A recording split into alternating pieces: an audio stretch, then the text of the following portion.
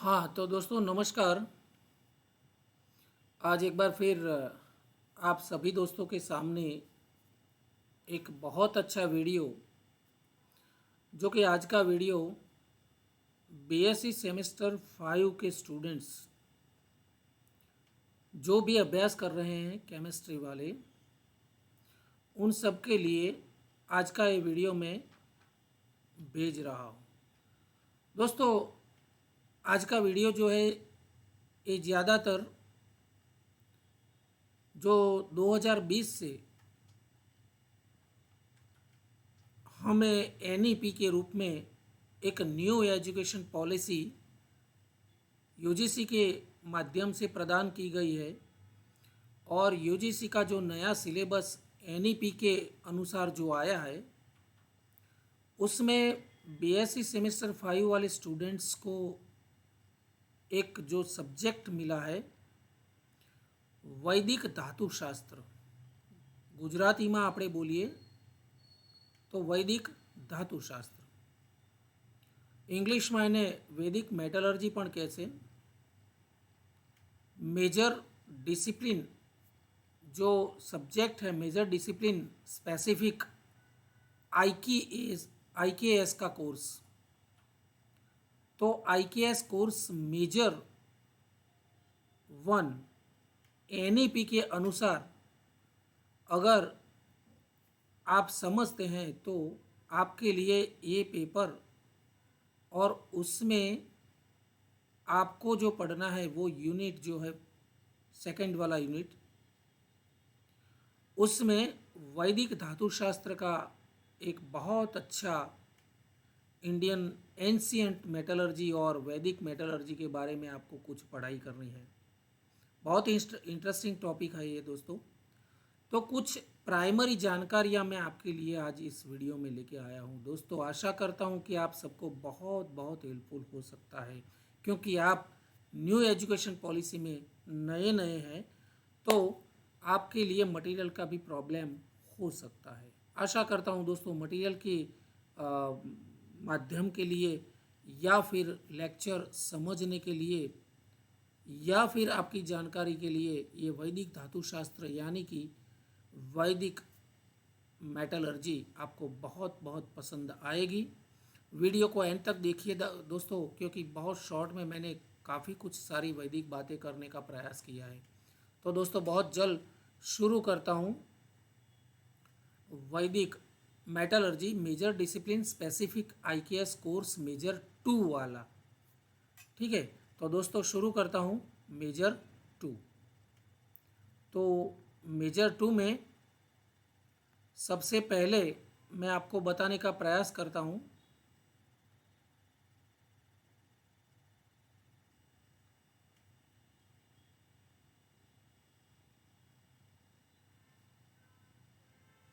दोस्तों वैदिक साहित्य, कारण के મોટાભાગના વિદ્યાર્થીઓ અહીંયા ઉત્તર ગુજરાત યુનિવર્સિટી અને ગુજરાત યુનિવર્સિટીના ગુજરાતીમાં ભણી રહ્યા છે દોસ્તો, એટલે આજનો આ વિડીયો હું ગુજરાતી લેંગ્વેજમાં પ્રયોગ કરતો જઉં છું અને ગુજરાતીમાં વધુમાં વધુ એક્સપ્લેન કરવાનો પ્રયત્ન કરું છું।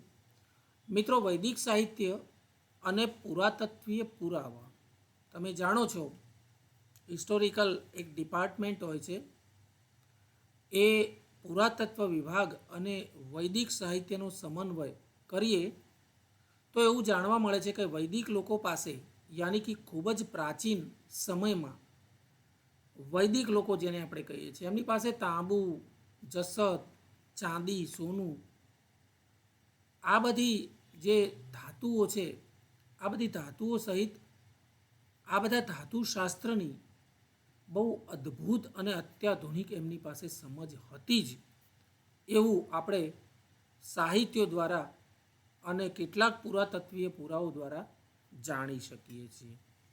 તો મિત્રો આજના આ વૈદિક ધાતુશાસ્ત્રનો બીજો મુદ્દો છે કે વૈદિક લોકો જે હતા એઓ આ ધાતુઓને જમીનમાંથી કાઢવા, કારણ કે અત્યારે આપણે મેટલર્જીમાં ઓર કહીએ છીએ, ઓર એટલે ખનિજ, ધાતુની ઓરિજિનલ ખનિજ જેમાંથી આપણે મેટલર્જીના પ્રયોગો દ્વારા ધાતુને શુદ્ધ કરીએ છીએ। તો એ જમાનામાં જમીનમાંથી પૃથ્વીના પેટાળમાંથી જે પણ મિનરલ્સ આ ધાતુઓને કાઢવા માટે, એની મિનરલને કાઢ્યા પછી એને શુદ્ધ ધાતુ રૂપમાં ફેરવવા માટે અને એને બીજી ધાતુઓ સાથે મિશ્ર કરવામાં એ લોકો બહુ જ માહિર હતા, સક્ષમ હતા. કારણ કે સાધનો, શસ્ત્રો અને આભૂષણો, આપણે બહુ પ્રાચીન સિરિયલો જોતા હોઈએ કે બહુ જ જૂના પિક્ચરો જોતા હોઈએ તો એમાં ભારતીય ઇતિહાસ અને એ જમાનાના જે લોકો હતા, એ સમયમાં યુદ્ધો થતા હતા તો ત્યારે સાધનોની જરૂર પડી હશે, હથિયારોની જરૂર પડી હશે અને રાજા અને રાણી અને લોકો પાસે ખૂબ સોના ચાંદીના આભૂષણો પણ હતા. એટલે દોસ્તો અહીંયા આ મુદ્દો મેં વિકીપીડિયામાંથી બહુ જ સરસ રીતે સારાંશના રૂપમાં લખ્યો છે કે આ ધાતુઓને કાઢવા માટે એ લોકો આ ધાતુઓને શુદ્ધ કરવા અને એને બીજી ધાતુઓ સાથે મિશ્ર કરી એમાંથી સાધનો, શસ્ત્રો અને આભૂષણો જેવા વિવિધ હેતુઓ માટે એનો બહુ જ ઉપયોગ કરતા હતા. એટલે એ લોકો પાસે અત્યાધુનિક સમજ હશે એવું આપણે બહુ ચોક્કસપણે કહી શકીએ છીએ. વધુમાં વૈદિક લોકોએ ઝિંક નિસ્યંદન જેવી અનન્ય તકનીકો વિકસાવી હતી જે આ ક્ષેત્રમાં એમના અદ્યતન જ્ઞાનનું પ્રદર્શન કરે છે.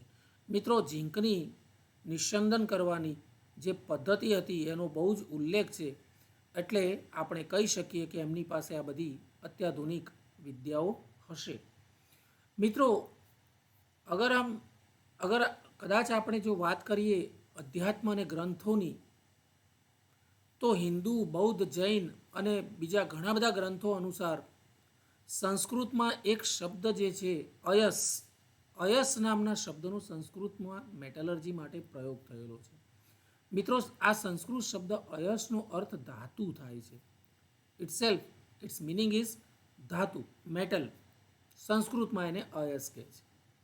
અને આ અયસ નામનો શબ્દ જે છે ખાસ કરીને કાંસા માટે, એટલે કે એસએન ટીન આપણે જેને કહીએ છીએ કાંસુ, તાંબુ એટલે કોપર અને લોખંડ એફી આયરનનો ઉલ્લેખ કરે છે. એટલે ખાસ કરીને આવી ધાતુઓ જે છે એના માટે એક શબ્દ વપરાય છે અયસ.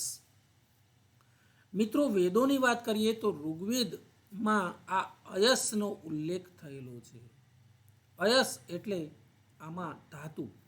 તો ઋગ્વેદની અંદર 4 વેદ જે છે આપણા ભારતીય અધ્યાત્મની અંદર, ભારતીય શાસ્ત્રોની અંદર સૌથી મહત્ત્વના એવા આપણા 4 વેદ ઋગ્વેદ, અથર્વવેદ, સામવેદ અને યજુર્વેદ, એમાં ઋગ્વેદમાં આ અયસ એટલે કે ધાતુઓનો ખૂબ જ ઉલ્લેખ કરેલો છે. મિત્રો, ઋગ્વેદમાં એવું પણ કહેવામાં આવ્યું છે કે દસ્યુઓ એટલે એ જમાનાના લોકો જે હતા એમની પાસે અયસ હતા.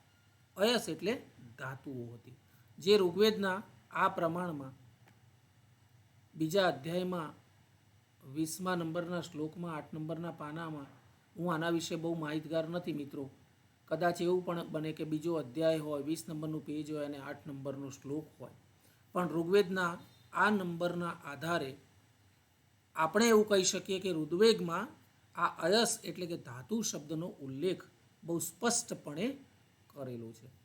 ત્યાર પછી મિત્રો ઋગ્વેદના 4, 2 અને 17 નંબરના શ્લોકમાં દેવો અને માનવ પેઢીઓને, એટલે કે દેવો અને મનુષ્યોની ઘણી બધી પેઢીઓ સુધી તાંબુ અને ધાતુના રૂપમાં અયસ્ક એટલે ધાતુઓ જે છે એ પીગાળવાના બહુ જ ઉલ્લેખ કરેલા છે કે માણસો, એ સમયના લોકો તાંબા અને ધાતુઓની જે અયસ્ક હતી એને પીગાળવાનું એ લોકોને આવડતું હતું. એનો મતલબ એની વિદ્યા એ લોકો પાસે હતી. એનો મતલબ સીધો એ થાય કે કેમિસ્ટ્રી, રસાયણ વિજ્ઞાન વેદો સમય સાથેથી વેદોના સમયમાં પણ અસ્તિત્વમાં હતું. મિત્રો, ઋગ્વેદમાં આ અયસના સંદર્ભો કદાચ લોખંડ કરતાં કાંસ્ય અને તાંબાનો ઉલ્લેખ વધુ કરે છે. એટલે અયસ ધાતુ શબ્દ વપરાય ત્યારે ઋગ્વેદ આપણને લોખંડ કરતાં કાંસુ અને તાંબાનો વધુ પડતો ઉપયોગ જે થતો હોય એનો ઉલ્લેખ કરે છે. ત્યાર પછી વિદ્વાનો અત્યારના વિદ્વાનો પણ એવું માને છે કે ઋગ્વેદ જે છે એ બ્રહ્મવર્ત અને ખેત્રીના વૈદિક રાજ્યમાં લખાયો હતો. મિત્રો, 4 વેદમાંનો જે ઋગ્વેદ છે એ બ્રહ્મવર્ત અને ખેત્રીના વૈદિક રાજ્યોમાં લખાયો હશે. તાંબાની ખાણોનું બ્રહ્મવર્તમાં એક મહત્વપૂર્ણ સ્થાન હતું. મિત્રો, એ જમાનામાં તાંબાની જે ખાણો હતી, માઇન્સ, એનું બ્રહ્મવર્તમાં એક બહુ જ અગત્યનું સ્થાન હતું. મિત્રો, વૈદિક લોકો ખેતી, પાણીનું શુદ્ધિકરણ, ઓજારો, વાસણો આ બધામાં મોટા ભાગે તાંબાનો ઉપયોગ કરતા હતા.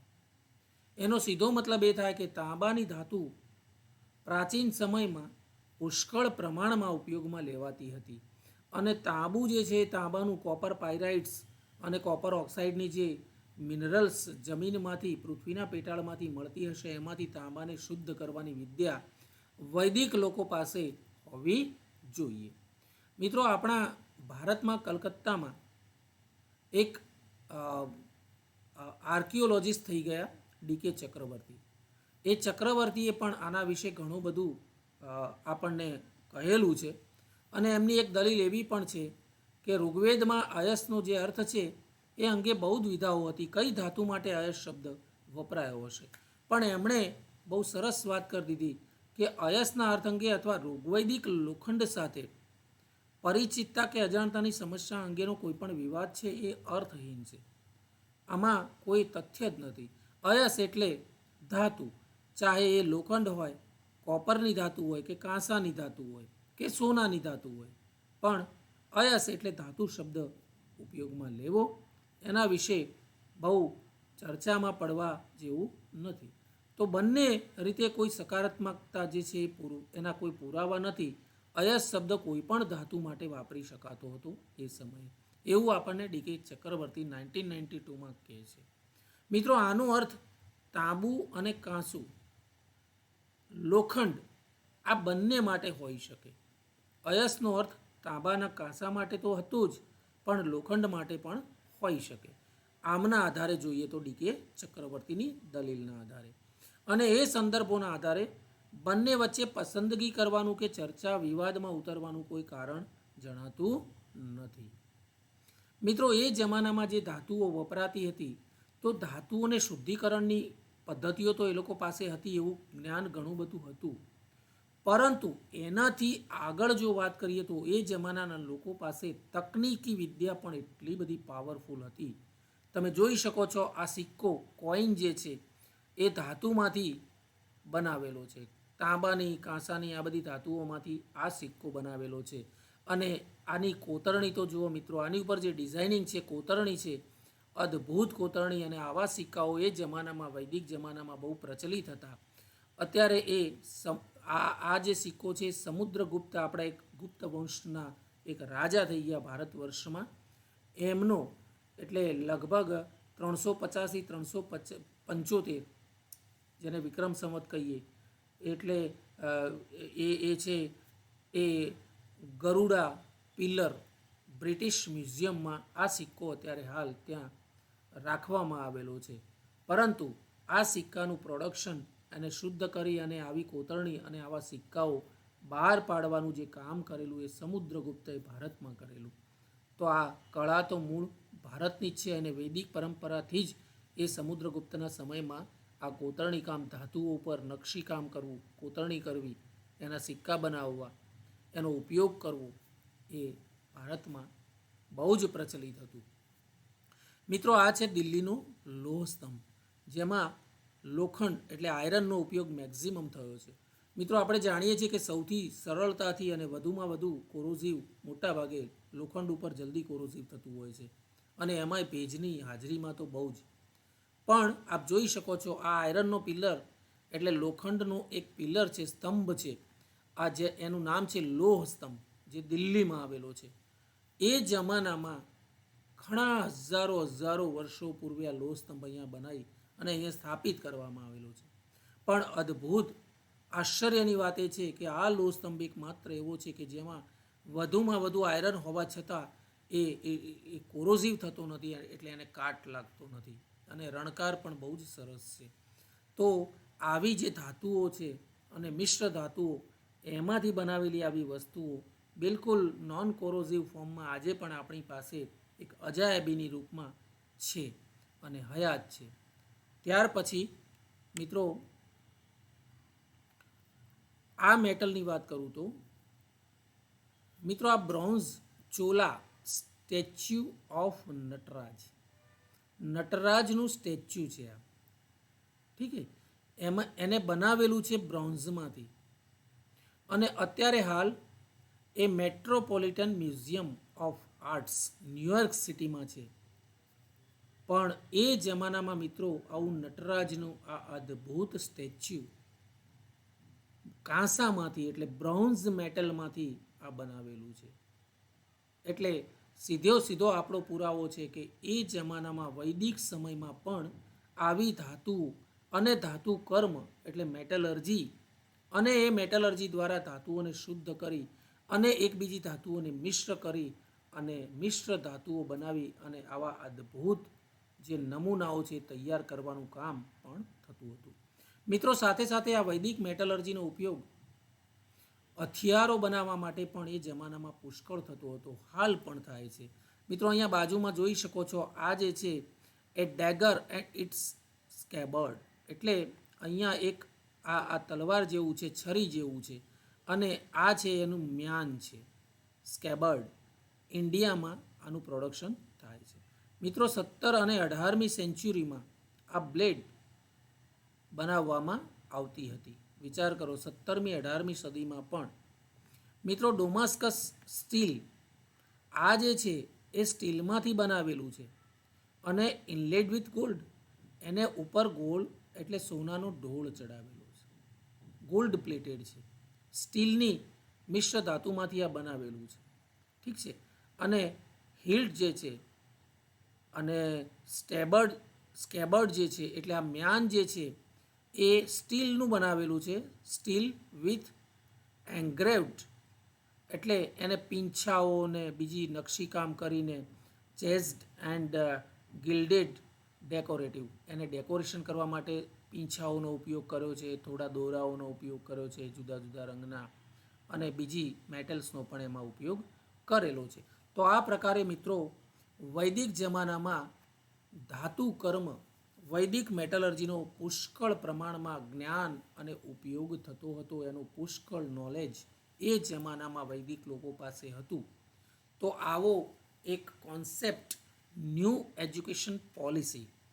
મિત્રો ન્યૂ એજ્યુકેશન પોલિસીમાં આ એક ખ્યાલ હજી પણ આપણે પુરાતત્વના આધારે અને ગ્રંથો અને વેદોના આધારે કહી શકીએ કે એ જમાનામાં લોકો પાસે આ વૈદિક નોલેજ હતું ધાતુ કર્મ વિશે. મિત્રો આશા રાખું છું કે આજનો આ વિડીયો BSc સેમેસ્ટર 5ના વિદ્યાર્થીઓને ખૂબ ખૂબ ઉપયોગી પુરવાર થશે. મિત્રો જો આપ સર્વેને આ વિડીયો ગમ્યો હોય તો એને ખૂબ ખૂબ લાઈક કરો, વિડીયો અંત સુધી જોશો, એને આપના દરેક અન્ય ગ્રુપોમાં શેર કરજો. મિત્રો હજી પણ આપ સર્વે મિત્રોએ મારી ચેનલને સબસ્ક્રાઈબ ન કરી હોય તો ખૂબ જલ્દીથી એને સબસ્ક્રાઈબ પણ કરી લો. આવનાર સમયમાં મિત્રો જો આ વિડીયો આપને ગમ્યો હોય તો મને કમેન્ટ્સના રૂપમાં લખી શકો છો, તો હું આવનાર સમયમાં આ NEPના નવા યુનિટ્સના આવા વિડીયોઝ આપ સામે મૂકી શકું. ધન્યવાદ, નમસ્કાર.